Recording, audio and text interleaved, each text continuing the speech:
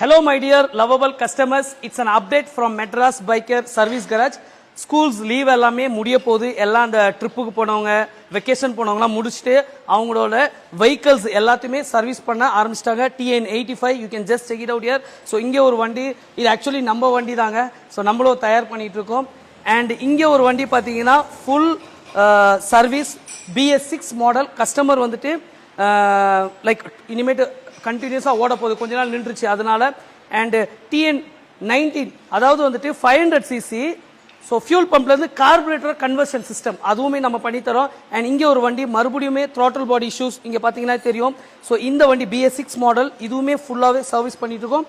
And here we have one more vehicle, Kadapa, Andhra Pradesh Kadapa AP40லேருந்து வந்திருந்தது.